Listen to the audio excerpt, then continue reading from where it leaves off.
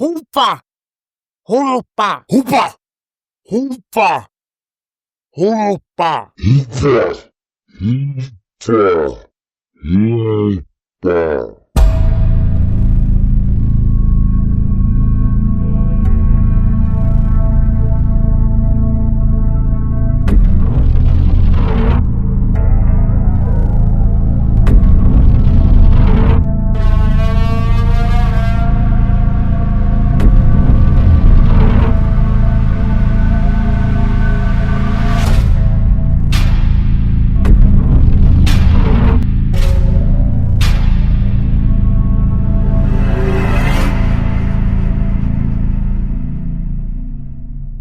Hey guys, welcome back to the Blood and Black Rum podcast.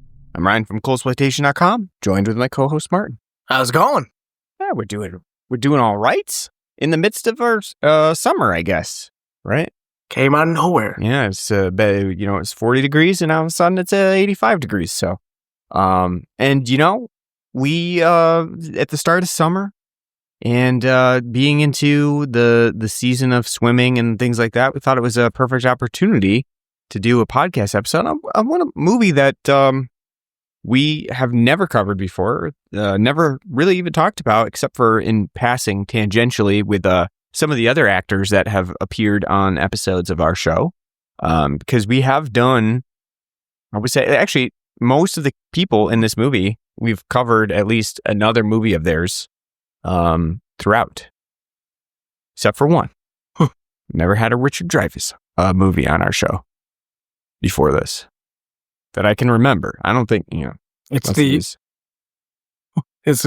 year of Robert Shaw and that's right. Roy Scheider. So that's right. We've already, and Robert Shaw just recently. We're actually Roy Scheider just recently as well. So because we did Taking Pelham 1, 2, 3, Robert Shaw, and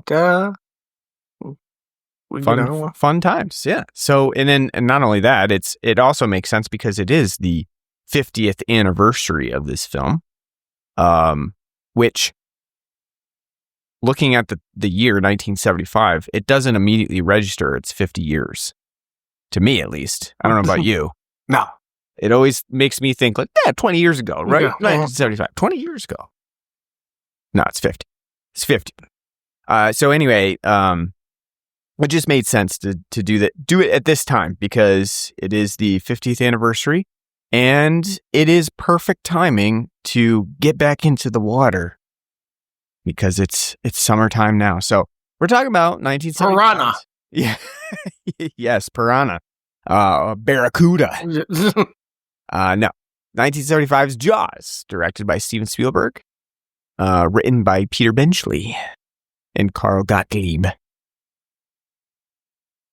Now, you had said at the beginning, when you were watching this movie as well, Michael Crichton, that it seems like a Michael Crichton-esque movie before he got his start with Jurassic Park, his big-time role in Jurassic Park. I think that's true, but I think as we'll talk about it when we get actually into the nitty-gritty of the film, I think that's more of a Spielbergian tribute that I kind of have a rant for. When we get to it, but this is our first outside of the one skit that he did for the Twilight Zone movie. This is actually our first Steven Spielberg film that we've done on the podcast. Yeah, weird, but yeah. So dipping in pretty good, man's got a large filmography of a lot of good films in there. Some would say, some of the best films of all time. But it's kind of nice to venture into his filmography because I think I don't know, I kind of feel like in my eyes the older I get, the kind of view I have on a lot of his films has kind of changed. Sure. And this movie is up there too. And you mean saying the view that you have of Jaws has changed over time, or yes. Yeah.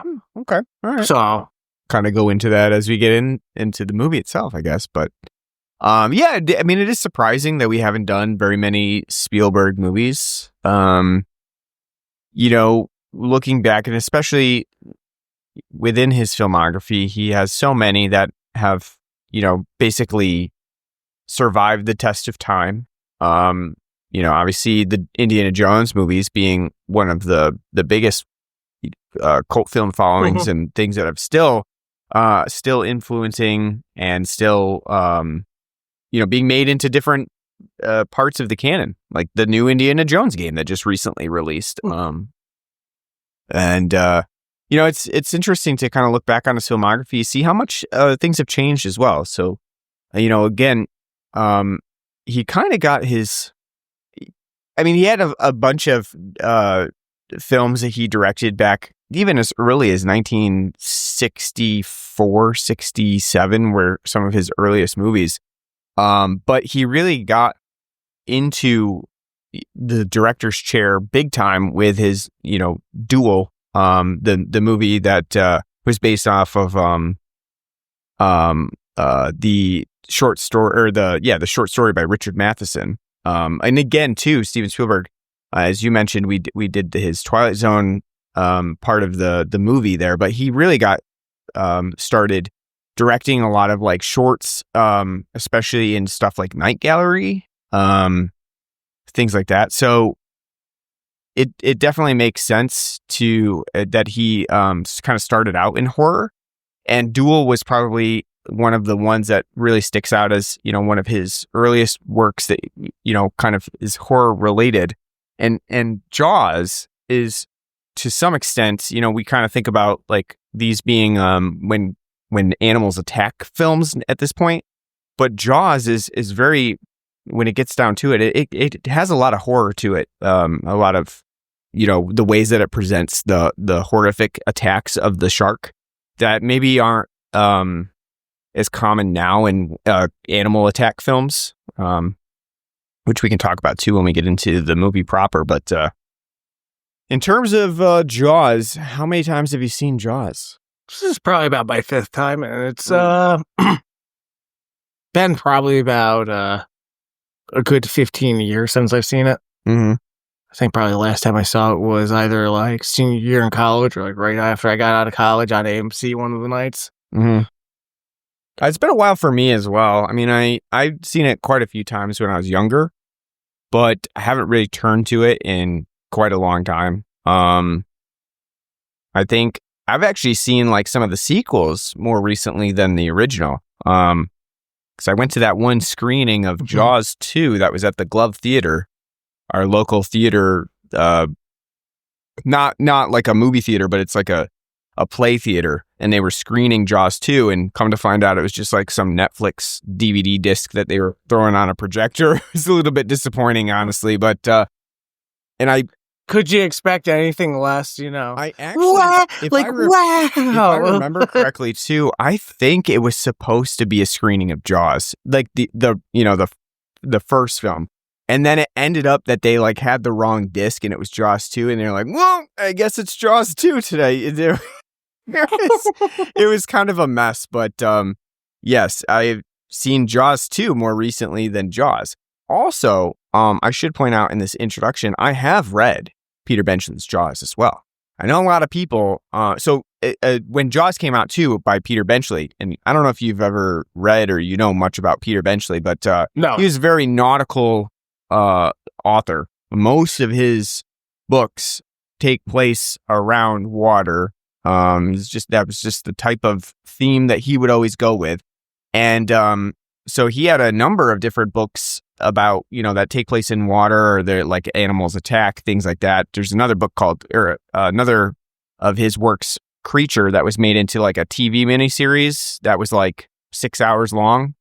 Another Peter Benchley one. But anyway, I have read the Peter Benchley book. I know a lot of people don't really like it for whatever reason. I've read it twice. I don't really find it too, it's not bad, I don't think, in my opinion. I think it came out at a time when a lot of these types of storylines were being written, especially like those types of horror paperbacks that would often get like the specific font and the specific covers and things like that.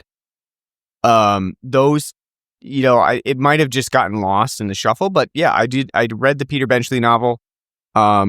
Thought it was pretty good. And I do think that this adaptation is not bad for the Peter Benchley's novel. I think it does change a number of things, especially they've made Ellen, Brody's wife in this movie, a lot more faithful, because in the book she's not, which I thought was interesting, like an interesting change up for her. But other than that, I think it's pretty close to the novel from what I remember.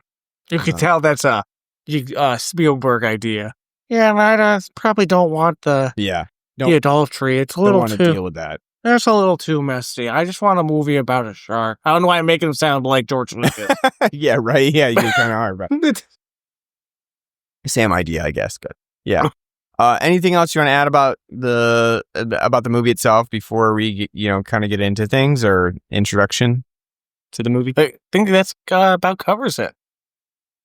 All right.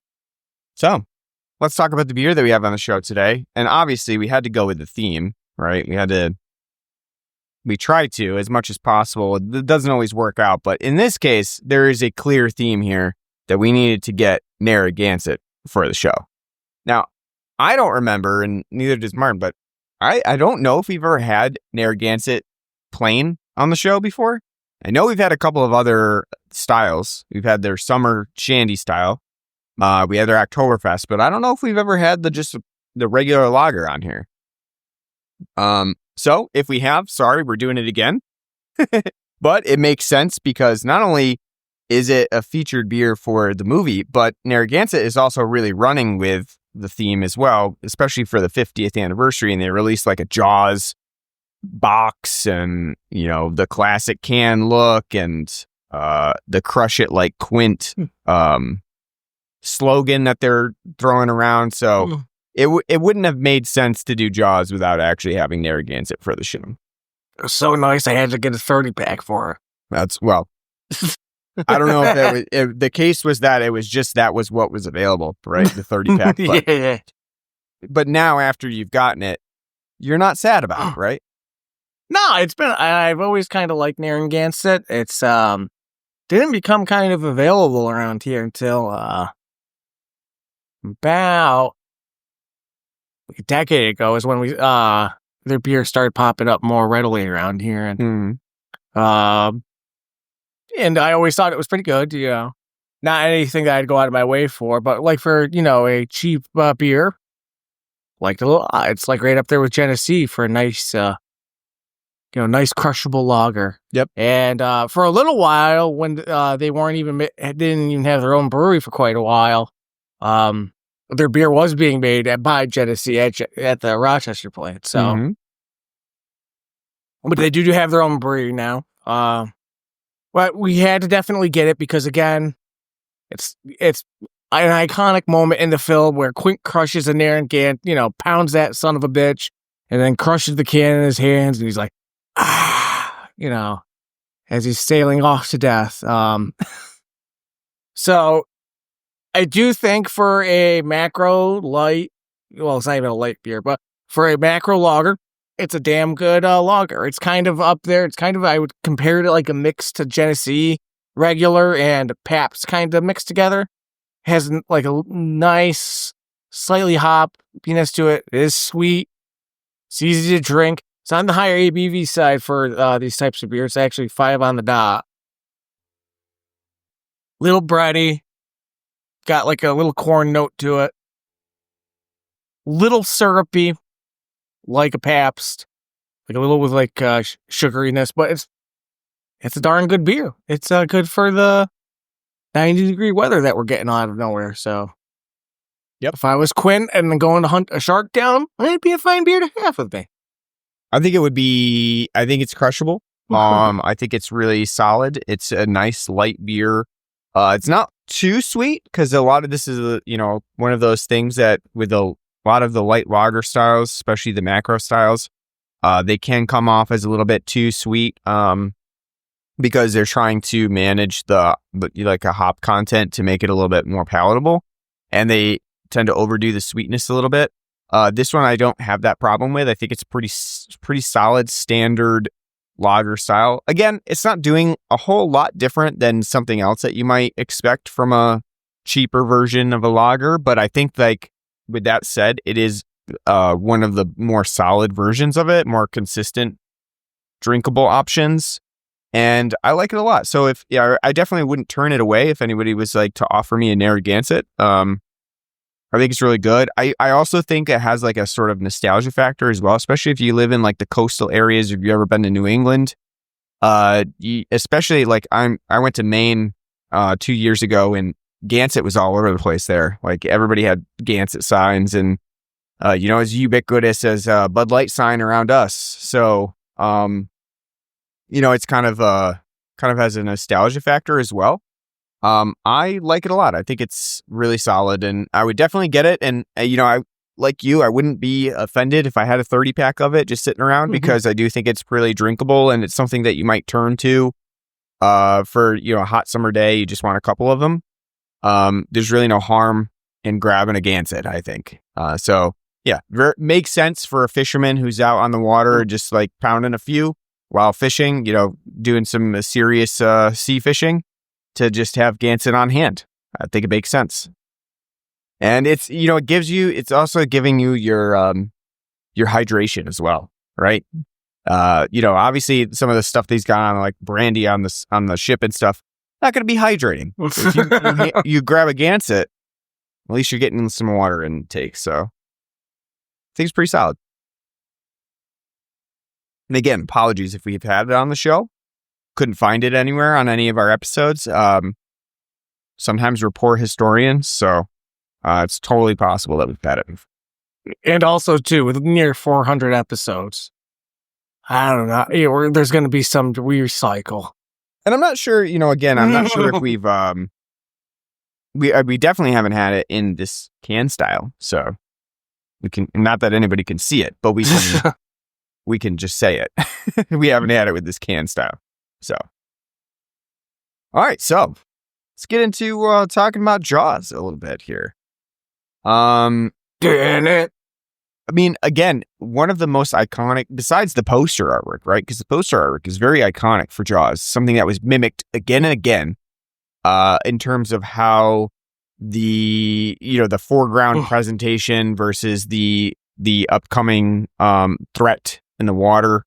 That was like a very common trait that was used on many posters that were imitating Jaws, not just because, and obviously Jaws, the movie, was imitated quite a bit, especially in the Animals Attack. And then not only that, but a whole subgenre of shark movies, which we've covered, Mako. So it's a perfect example of a really cheap rendition of a Jaws film.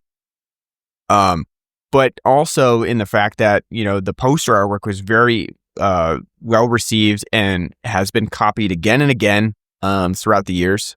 It's just very iconic, very classic looking. But the opening scene of the movie, I think, is one of the huge draws of Jaws, because it was very shocking at the time. Shocking because everybody was out there, all those hippies were smoking weed on the beach. I mean, that's shocking in and of itself. Who would do such a thing?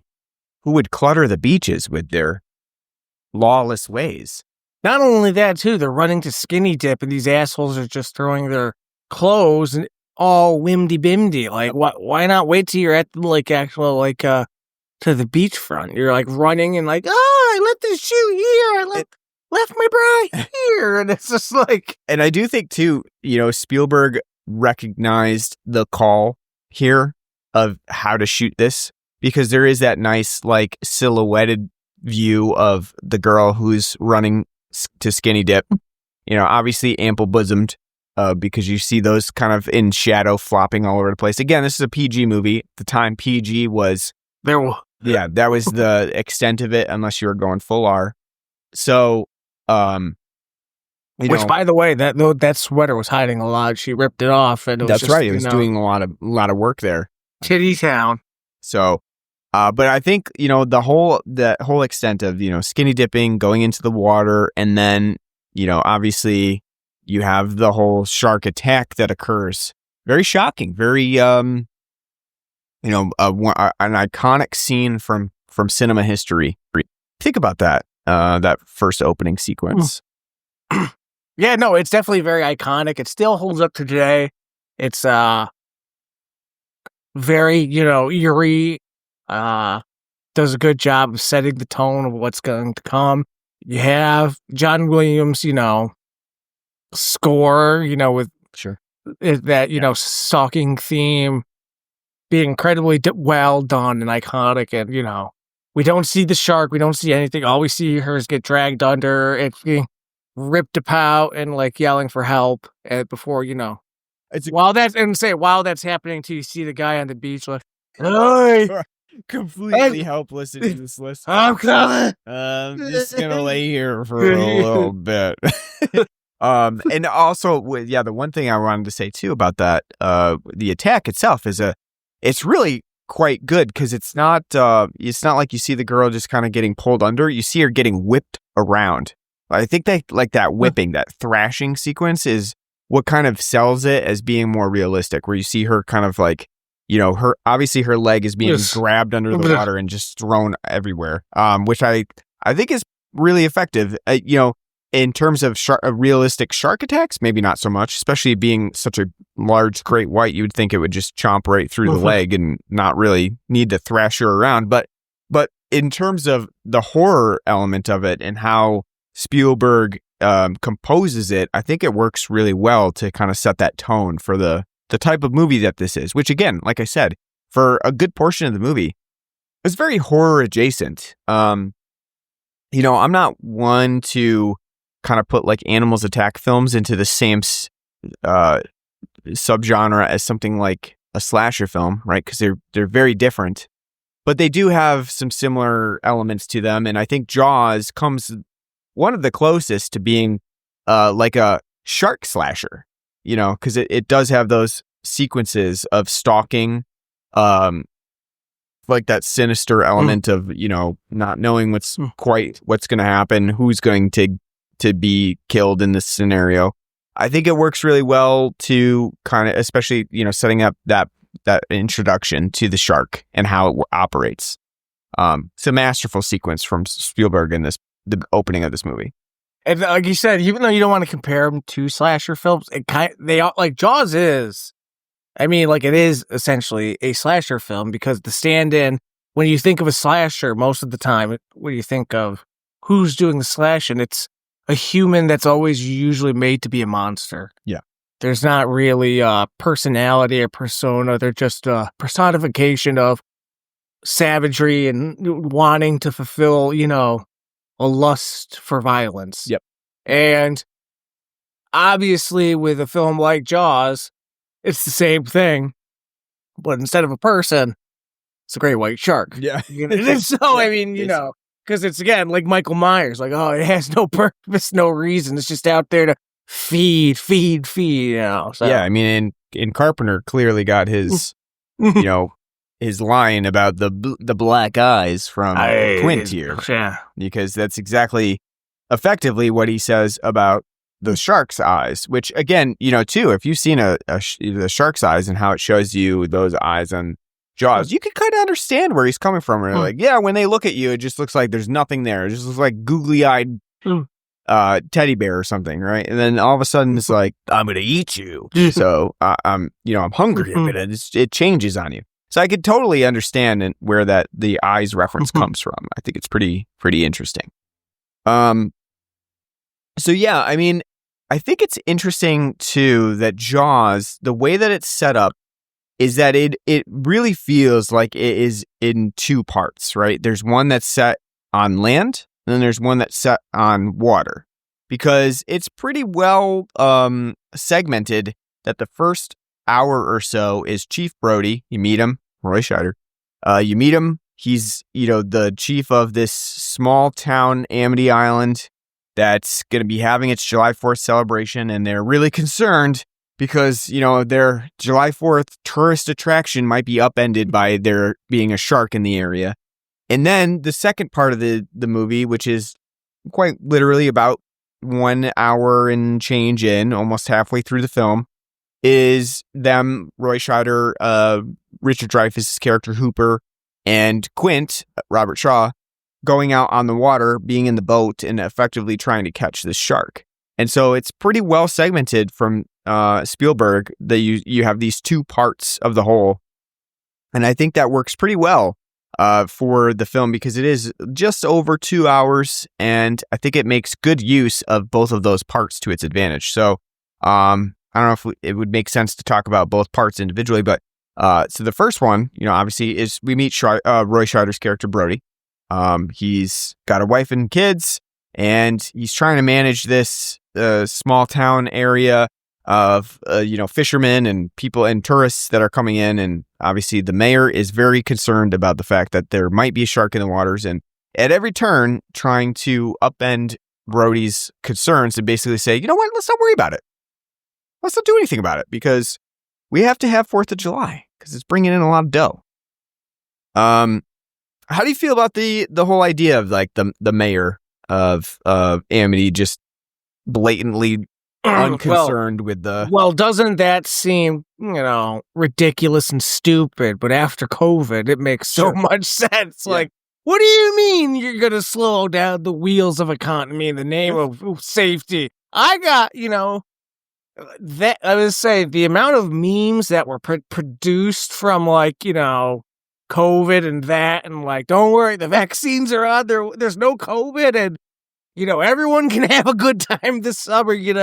Great. I still got a couple saved on my phone, but like, it does seem ridiculous. But at the same time, after being an adult and living through it, it's like, it's so much easier to ignore the problem, right? And that's what we get throughout the movie. And like you said, like 2 days of the beach being closed down, the entire island's economy is crippled. Even though they have a hospital big enough to like have like 700 people working there.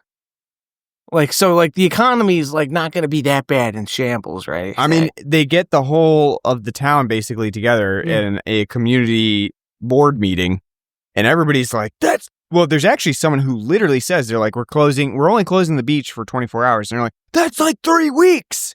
That's almost like 3 weeks in comparison.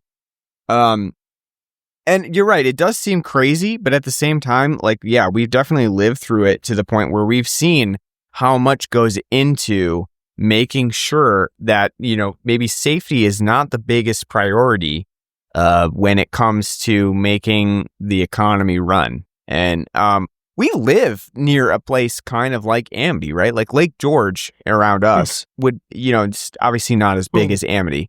It doesn't have as big of a tourist attraction, but it is a tourist attraction. It is somewhere that a lot of people go to visit.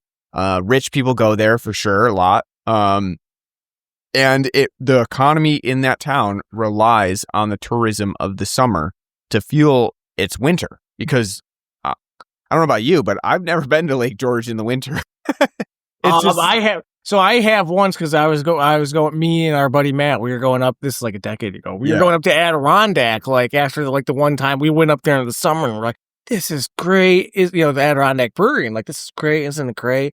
And so we drove all the way up to Lake George to get to the brewery to find out it's closed. Yep. And as we're driving away, like the only one thing that's open, they're one of the few places in the state that still have an A&W. God bless. And as we're driving away, I was like, "Oh yeah, I forgot. Lake George is closed in the winter because it's the tourism's in the summer. That's where the money is." Exactly. And it isn't like and I haven't really ever gone on vacation, but I myself would probably be totally mortified by places like that are just like going to like tourist trap places where it's all just like, "Hey, come see Paul Bunyan's ex," or or where Babe Blue Ox took a shit. And it just seems like really I think it's a good comparison though, because again, like you said, the winter season is really barren, right? So they have to make do with what they have during the summer season, and so Amity is kind of like that same idea. It's like that's when all of their tourism and all of their economy is generated, is during this 4th of July season, which they make a really big deal about. They have like a specialty artist who came and painted a sign that basically was like, "Amity, your source for July 4th fun." Not only that though, too, it's going to be the 50th anniversary. Yep, so now with the 50th anniversary, it's 100-year. Wow, the 100th-year anniversary of Amity. Yeah, they're a beach tradition. Yep. But if you think about it too, like, it's so short-sighted and stupid. Close the beach for like 3 days to try to figure out what the hell's going on. Oh, and maybe you lose some money, okay. But you don't become Shark Town.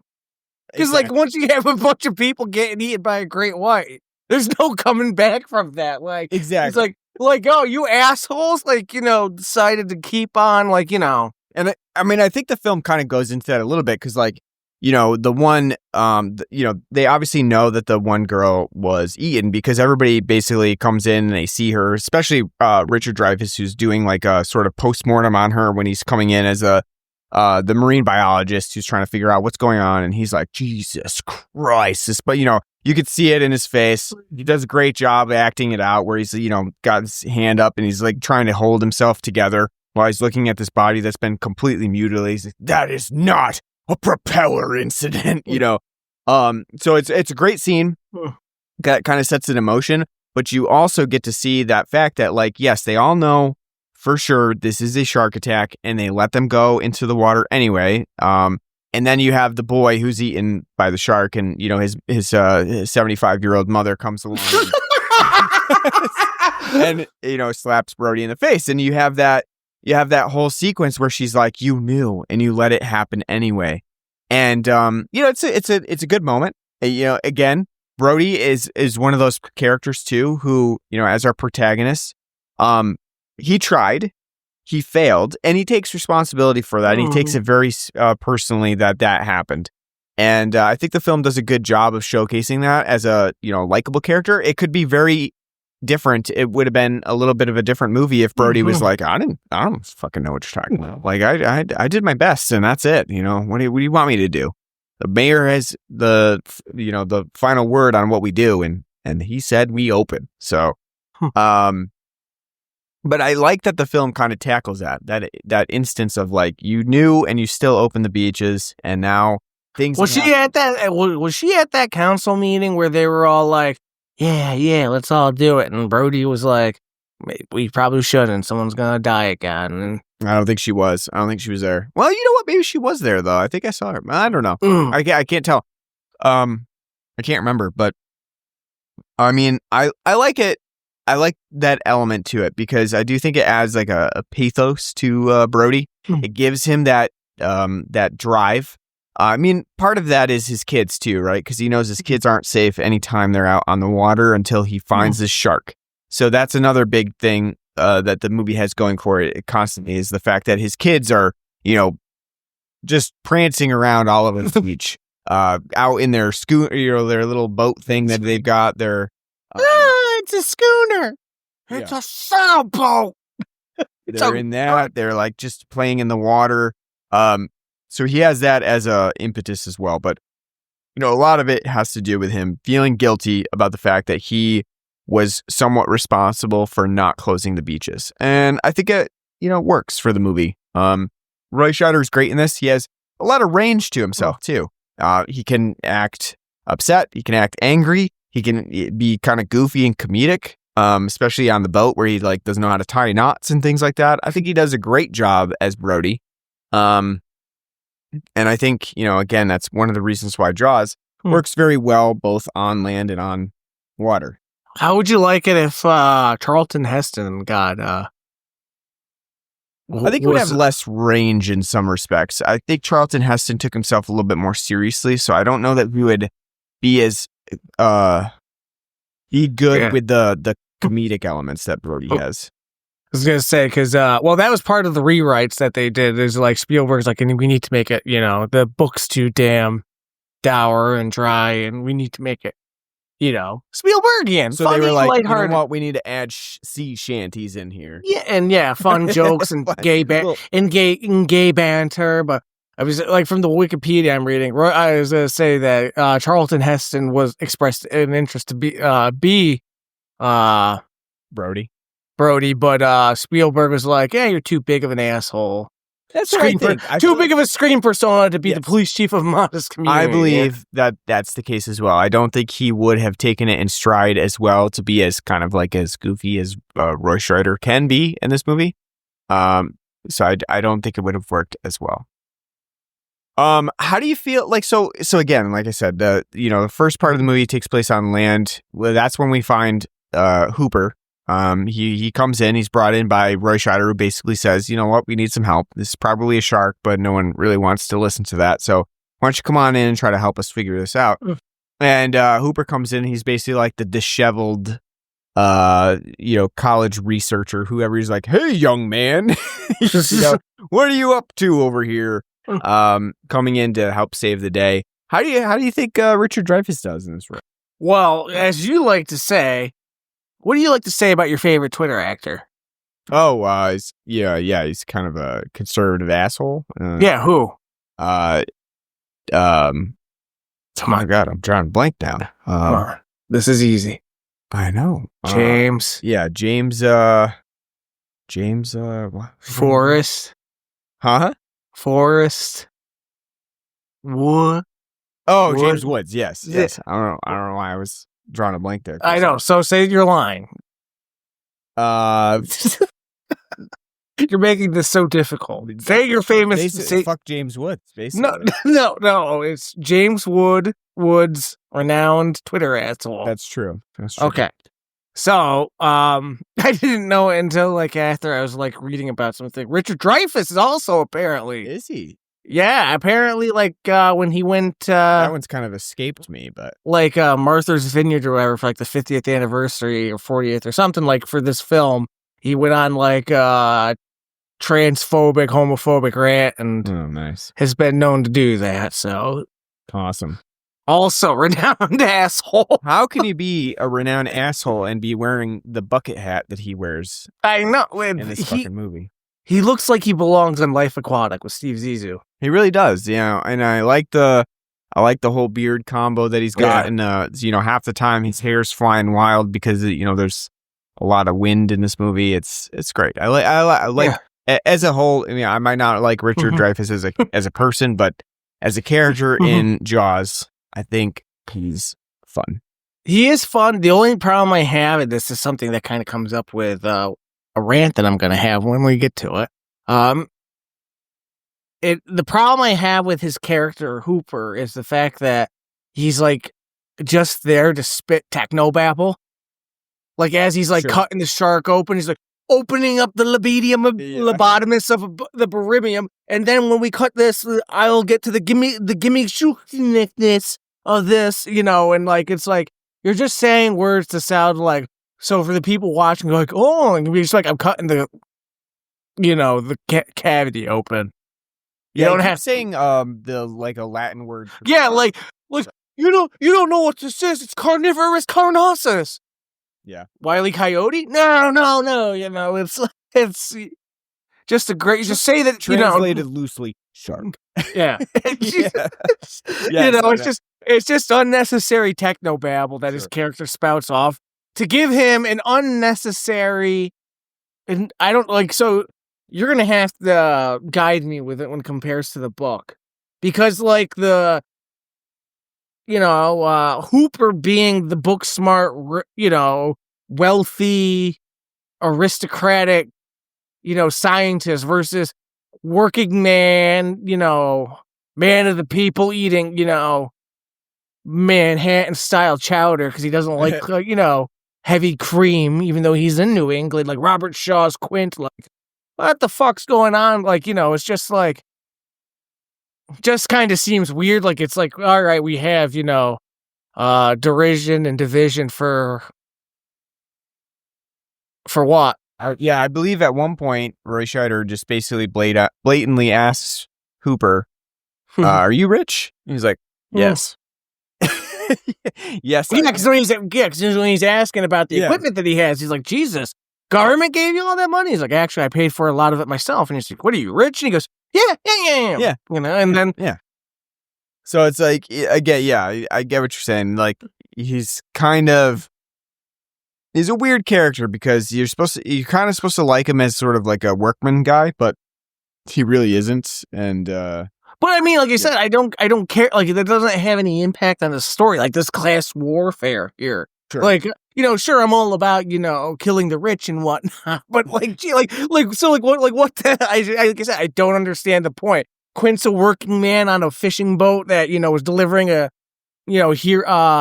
bomb that was dropped on Hiroshima until his submarine was sank by, a couple of Japanese torpedoes, and then his whole crew is eaten by sharks. Mm-hmm. Like, I don't understand. Dichotomy there. Yeah, the derision. Like, is it because, like, oh, you went and learned books while I was out there, Sean Connery, in The Rock, like, some sit at home and others go and fuck the prom queen. Is that like the attitude here? I don't know.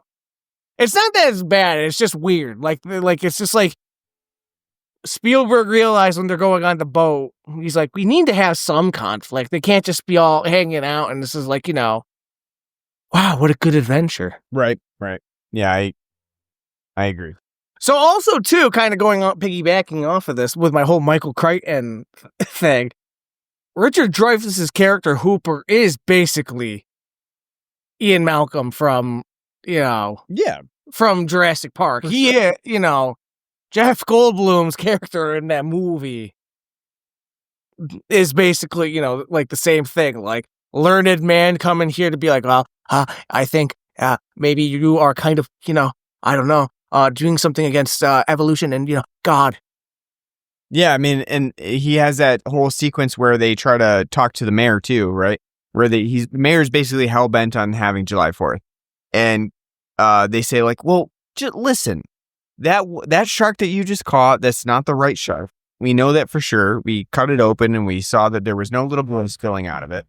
And so like you should listen to us and let us charter a boat to go figure out what's going on. And they're like, no, I'm not shutting down July 4th.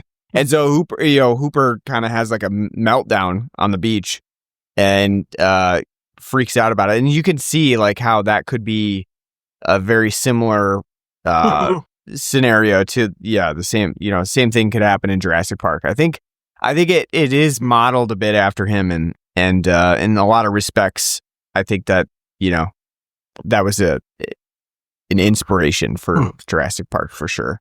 So kind of piggybacking off of this is kind of where I want to get to where your Michael Crichton thorn in my ass on this.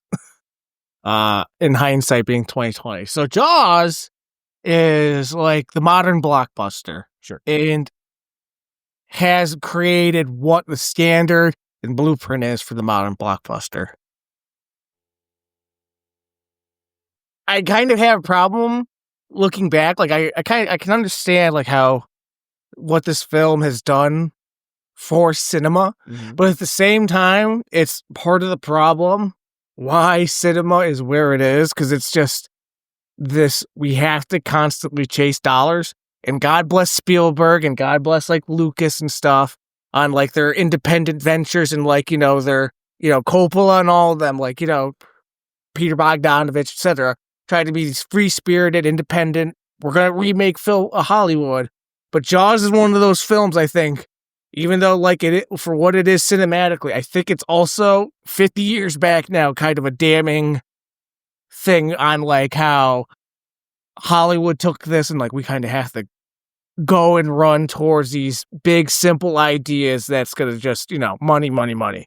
I think that's how you kind of like the films like this are why we have a never-ending abyss of fucking comic book movies that just won't die.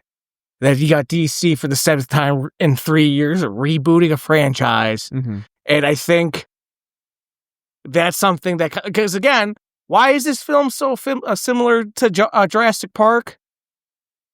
It's not just because it's Spielbergian, even though it is, but it's also Spielberg's style of filmmaking has become, when it's not like when he's doing like a serious film like Schindler's List, it's made to be these sweeping blockbusters. I think over the years, kind of the artistry of a lot of his films get lost because,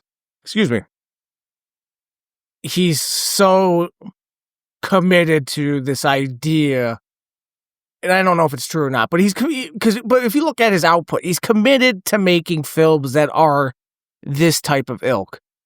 I'm sure, like things like Amistad and like Empire of the Sun, like they're big films, but they're not like made to be like. They're probably like projects that he personally likes. Same thing with Schindler's List. That was definitely like a pet project that he was really invested in. But his type of films are the blueprint for the modern blockbuster, and I don't like that. Looking back now, because again, like I think it's become like a little bit anachronistic. Like, all right, I mean, I think that to some extent you could say that about Jaws, that it was the impetus for something like that. I don't know that it was necessarily intended that way, though. I do get a lot of different vibes from Jaws than I would something like Jurassic Park, in the sense that this definitely feels like a more artfully, tactfully made movie. I don't know, even just watching the opening parts, especially like probably the first 15 to 20 minutes, there's a lot of inclusion of people being talked over. I don't know if you noticed that. Yeah. When you were watching this, where it seems like a very artfully deliberate attempt to show that people are not listening. And it's sort of like that symbolism of not listening, of important details being missed because people are just being so loud, literally loud, over the top, that there's a lack of cohesive dialogue between everybody. But again, I'm not saying it's not artfully done. I'm saying like his certain style of film has become the blueprint that everybody's chasing. Yeah. To make the modern film that's successful. And Yeah, and I don't think like Jaws again like was intended that way. I think it does maybe come off that way now historically. I don't know. Like, it's not, I was saying, it's because it's not just this. Like, Lucas with Star Wars, that's also one of the big blockbusters. He eventually became, independent, but he became his own worst enemy because he was constantly chasing, what he was trying to do. I just, like, again, like, I think it's just interesting looking back now because it's like, as, like, somebody who was 15 watching this, I'm not thinking about that because the film's still 20 years away, not 15, 50, but I mean, like, it's just kind of funny to think about because, like, yes, it's artfully done, like, yes, it's that, like, bold new Hollywood style of, like, these directors, being ambitious in their projects, but at the same time, it's like, when you look at it, it is funny because it's like, wow, you watch this, you watch Hook, you can compare this to fucking Hook, for God's sakes, because again, even though John Williams does a good score, like, the theme for, like, the stalking of Jaws is good. They're on the boat. You got whimsy and merriment playing. Like, or like when the barrels are taken away. There's kind of like a whimsical, like... Yeah. It's like, why? Like, it's just Spielberg. It's because that was something we talked about with the Twilight Zone skit. It's like, what is this thing? Just Spielberg whimsy? Like, woo! It's old people and what a fun time we're having. Like, it's not, it's so, I mean. Yeah, it definitely became a kind of a blueprint for what to do with a big blockbuster, especially a summer blockbuster for sure. So we talked a lot about land, right? What about sea? Obviously the sea is where we really get to see Quint, Robert Shaw's character. Quint, the hardened, grizzled fisherman who's, basically almost like a sort of Ahab character from Moby Dick. That's also the thing I was thinking of the entire time film. It's like, Jesus. He's effectively especially too that last hour is basically like a Moby Dick re-envisioning of seeking out your white whale. In this case, the great white shark that they're chasing. If they had a submarine, it could have been Moby Dick and 20,000 Leagues Under the Sea. Yeah. What do you think? How do you feel about the whole, like, the hour that we spend on sea?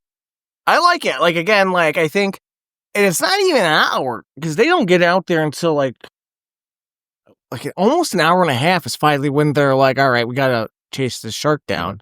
It does a good build up to it. Again, like, I do think the conflict between Roy Scheider and them, and Richard Dreyfuss with the mayor and the town, and it is interesting. A lot of the stalking is very very Hitchcockian in the sense where it's left to your imagination to feel that horror, because it literally, I watched it. It's like an hour and 23 minutes and like 40 seconds is when you see Jaws, like when in the iconic scene Roy Scheider like throwing the chum and being like, yeah, chum this, I'll fucking chum this, chum, Yeah. and then the mechanical shark actually comes out and shows itself, and when he says we're gonna need a bigger boat, like it takes that long just to get there, but that whole pursuit of the shark is great, firing the harpoons into it and trying to get barrels onto it so it can't go down. Works really well. Yeah, it works well, and I think too, we need some time to meet with Quint and kind of see him as a character. And I think Robert Shaw does a really good job with a limited time span of making Quint into a very memorable character. Because again, I think we talked about this previously when we had Robert Shaw on, within the show for the Taking of Pelham 1, 2, 3. He's a very different character here than he is in the Taking Pelham 1, 2, 3, both in how he acts and the look as well. And he does a very good job of creating a realistic depiction of like a hardened fisherman character, to the point where, like my wife was saying, she couldn't understand what he was saying without subtitles because of how, he delivers his lines in the very New England-y style accent that he has of, basically every time he's on screen, all you hear is like, all you're missing is him being like, you don't like me cooking? Yeah. Yeah. I mean, it's very, again, it's just very iconic the way that he brings to life Quint as a character. And it works really well. A lot of the time he spent is just yelling Hooper. Hooper! We had a friend in high school that would do a good Robert Shaw imitation, and he would constantly, when we were at lunch, yell, Hoopa! Hoopa! Hoopa! Which is why, as I want to talk about, when it came to our AP psychology test, our senior year in high school, remember the written exam part, like when we got to the essay? Yeah. And we had to write an essay on the locus of foci? I do. And no one knew what the hell that was because we didn't learn about it. Yep. So I decided when we were, taking that part of the test, to write a paragraph like the locus of foci is blah blah blah. I don't know what this is. We didn't learn this in class at all. Didn't cover anything about it. So I'm going to draw you some Trogdor dragons in a Pictionary game. I hope you can guess the movie. And I drew the part where Robert Shaw was being eaten by Jaws with the boat sinking, and it had him yelling, Hoopa! Very nice. I got a 4 out of 5 on that exam. I must have reasons why they were like, wow, it's a great depiction of Robert Shaw being eaten on the boat. So I either really did good on the multiple choice, or somebody really liked that. Which, by the way, also too, that's how you know we're old now. Trogdor dragons. You kids even know what that is. What Trogdor is, Yeah. I mean, I think that actually, though, and you talked about it a little bit, the mechanical shark is actually really well done. Mm-hmm. They had a lot of issues with the mechanical shark. Historically, it's pretty well documented how many issues they actually had with managing the mechanical shark and all that. But the extent of how Spielberg filmed it and how it actually plays out in the movie is very well done. It looks very real. They did a great job melding all that together. Even just stuff like when it's threshing in the water and like flipping over and stuff. Very well done. It's just something that it's really hard to replicate because they did such a good job with that mechanical shark that, now looking back on it, especially when you see movies that have clearly like, CGI, CGI, it just is not the same as seeing how well Jaws did a mechanical shark. It's still, I would say, not replicated to the extent that they've done in Jaws.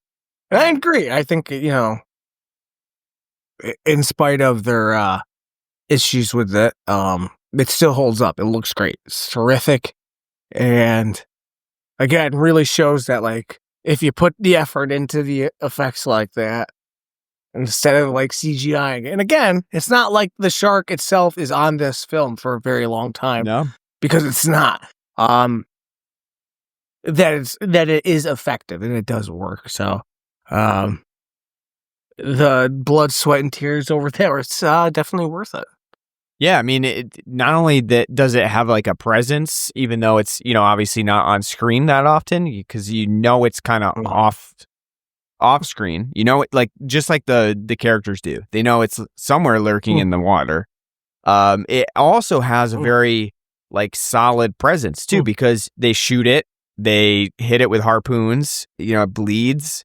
It just has an overall very realistic appearance to it that I think helps the film just cement that like fear of sharks. Now, how many people do you think actually ended up having shark-related fears, especially swimming in the ocean or something like that after Jaws? Probably a lot. Yeah, I would say so. Like, because it is so realistic. And again, like, now we really know shark attacks like this are very, super rare. Sharks really don't like people. They would they even though they are kings of the water in a certain extent, they generally tend to stay away from like really human populated areas. They don't come into shore very often, but Jaws makes it seem like, wow, this could be happening everywhere. Could be happening off of every coast. Well, this is the same thing with John Saxon's Killer Bees. Yes. Like the bees everywhere, and it's just like you're constantly at the risk of potentially coming into contact with a shark, and just when you're swimming off the coast. So I think it does, this film, there's really can't be discounted the fact that it did instill a lot of terror in people about sharks. Sorry. No, you're good. No, go ahead. Finish. I was just going to say, the terror is probably, kind of mistaken, but at the same time, possibly Spielberg's Jaws was it took a big hit to the tourist attraction as well of beaches. People probably were a little bit scared to go into the water after it. So I was going to say, sorry for cutting you off, but I was going to say this film is another pro-fascist film because it's in vein of Peck and Paw's Straw Dogs. Defend your territory at all costs. that's right. Don't let the shark come in and invade your home. That's right. Take the shark out. You got to go. It just needs Dustin Hoffman telling his wife to shut the fuck up and grab a shotgun. I mean, effectively, that's what Quint does, right? Because Mrs. Brody radios in and is like, he's basically like, haven't seen a shark, don't know, everything's fine out here. Oh, see you later. It hangs up. How do you like the two when they're trying to call the Coast Guard and Quint smashes the fucking radio?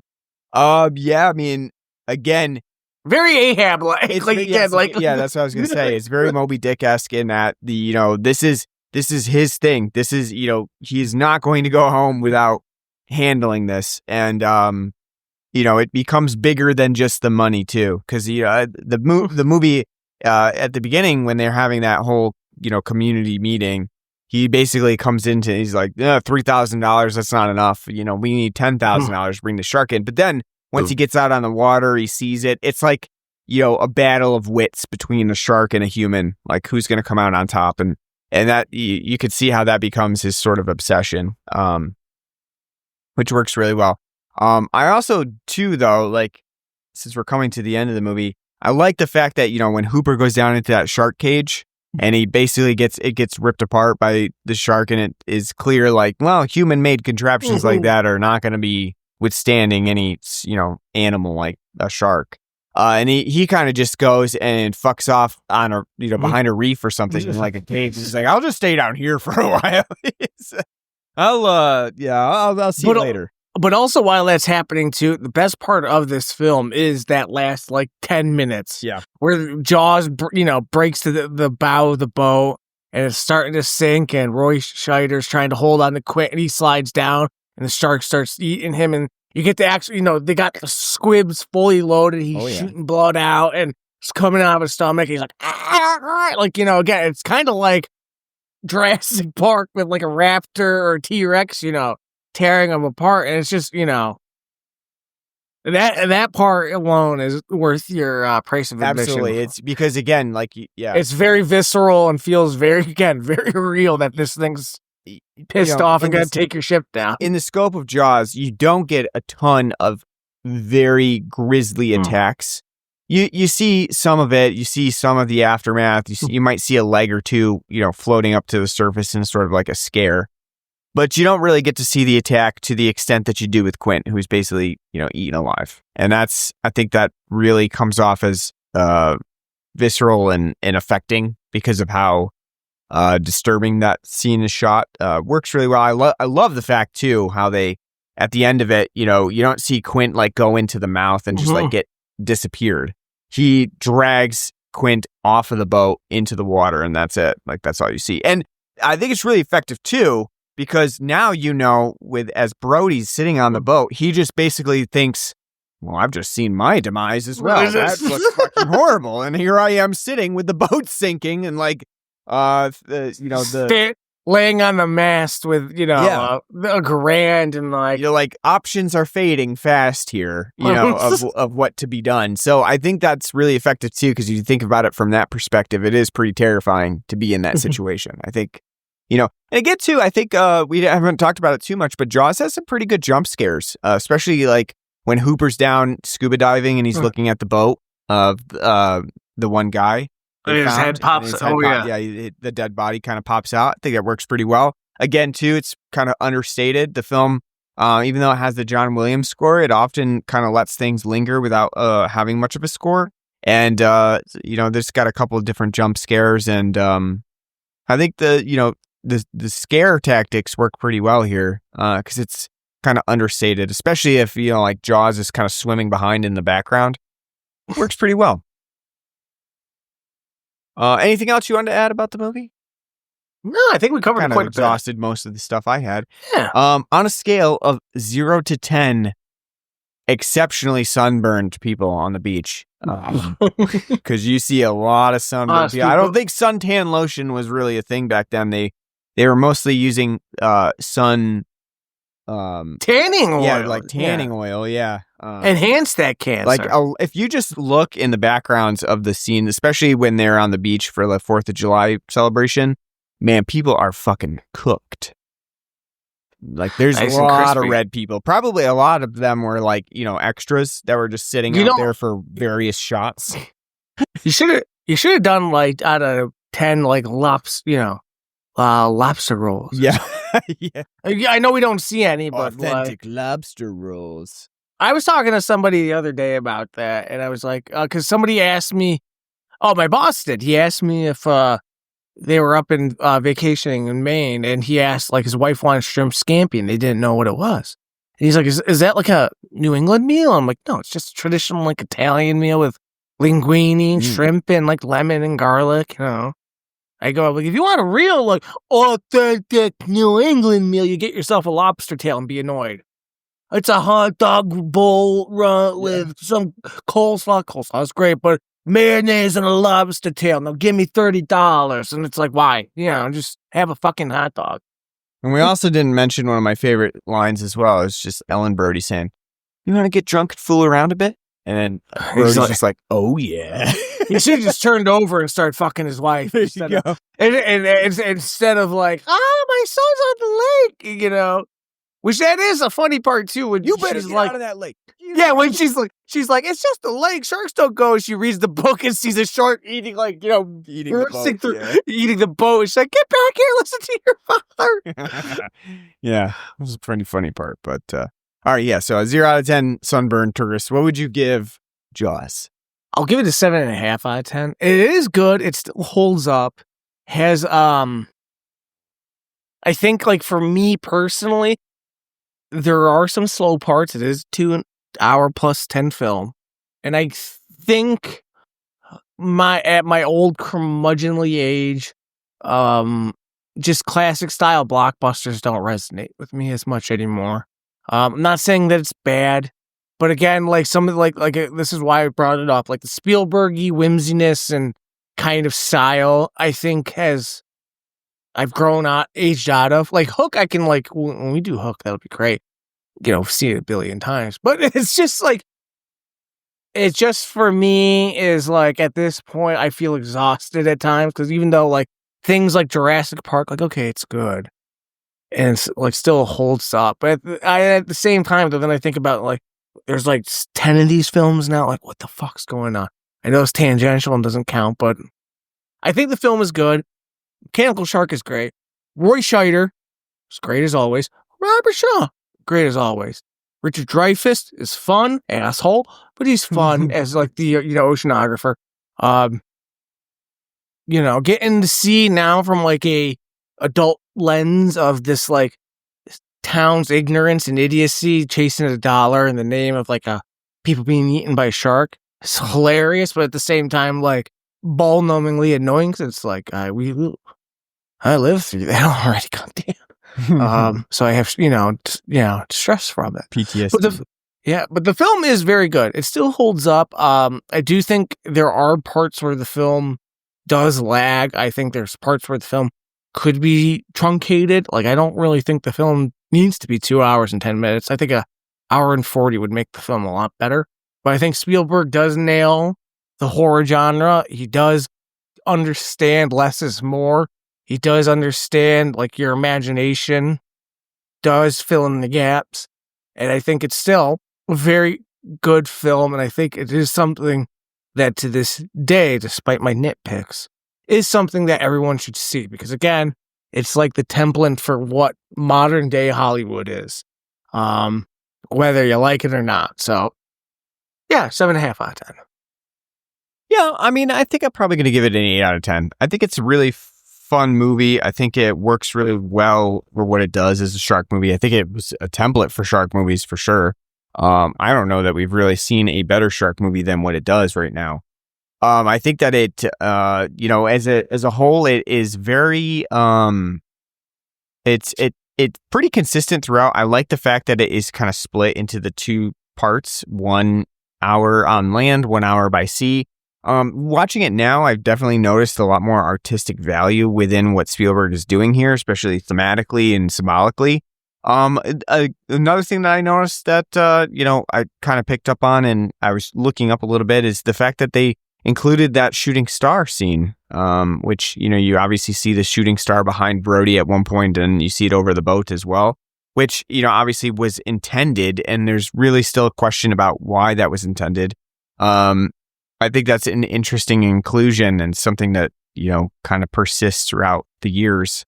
But overall, I think that, as a film, it is really fun, perhaps a little bit long, like you said, kind of runs a little bit long, especially when it kind of includes some of those scenes where Cooper is involved with the science just because. But other than that, I think it works really well as a whole, consistent, and is a nice template for a sort of horror movie slasher that's not quite a slasher, especially for an animals attack film. Now, again, it was a progenitor for all different kinds of movies that would riff off of this and try to be a Jaws for a different type of animal. So for that, you do have to deduct some points because that that gets annoying after a while. But of course, it is a really classic movie, and after 50 years, it does still hold up very well to this day as a entertaining movie to watch. So 8 out of 10 for me. All right, so that's it for Jaws. 50th anniversary. Can't believe it. Seems like just yesterday. I was at Universal Studios on the Jaws ride. Been on that a couple times. I think they've taken that out, though. I think that's dead. Darn. Yeah. But that was always fun. What's up next for us? Anything that you can... Yeah, I know. What is it? Phoenician Scheme, right? Yeah. We're gonna try to... it's not playing locally. We're going to have to go out Albany. It does not play... No Wes Anderson movies do. It's funny, too, because when I was watching the trailer this morning for it, it said available everywhere. No, it's not. I'm going to write Fox Searchlight a very strongly worded letter saying, excuse me, no. I know. I don't know why. I don't know why they don't bring it near us. But the reason why I do want to see it is because I want to at least as much, and we have done a dearth of Wes's films. I want to see at least one of these fucking things in theater, instead of just having to wait for it to come on Blue. Yeah, we've done a wealth of his films. A dearth means not that many. I know. I say that just to get your Because dearth sounds like a lot, like girth, like, but it means, very. I understand. I know.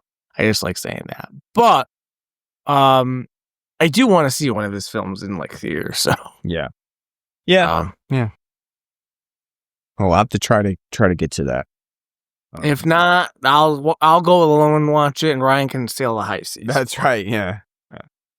Sounds good. I do want to see it as well. I mean, there's I think we talked about some other things. We've got summer coming up, so maybe a Red Hot 90s Action Summer Part 2 again. I don't know. Possibly. Would you want to move into the 2000s? Oh my God, 2000s already? Wow. I don't know about that. Most 2000s and above action movies I feel are pretty garbage, but well, because it's just Michael Bay schlock. That's right. But we can see what we need to do what Spoonie used to do. We need to do February. Right, yeah. February's Red Brown month. February. It's gonna run out of those fast, but and we have 28 years later coming up. I know you said you weren't thrilled about it, but yeah, I'll see it. If that's local, we should probably do 28 weeks later first. We haven't done that. That's true. Yeah. I've never seen that, to be honest with you. Oh, really? Yeah, we'll have to try to fit that in 28 weeks later coming up soon, because we'll do that and just get that out of the way.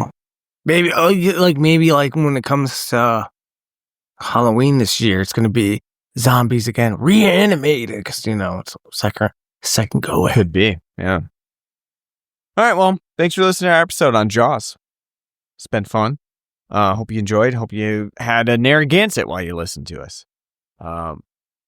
You should. Do you think if this film was directed by John Carpenter, the shark would have cigarettes and yeah. That's yeah. I mean, smoking. Just chain smoking and okay. It's like that Ben Affleck meme. Oh yeah, they're just doing like yeah.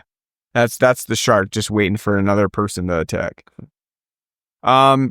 Yes, thanks for listening. Hope you enjoyed. If you want to hear more of us, just subscribe on whatever podcast app you can think of. We're on Apple Podcasts, our home base at Spotify, whatever you use, we're on it. Subscribe, leave us a nice review. That always helps us out.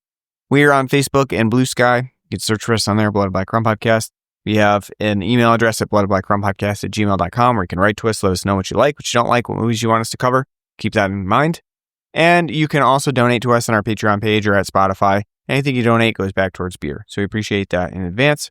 I hope you come back for our next episodes. Thanks for listening. And until next time, take care.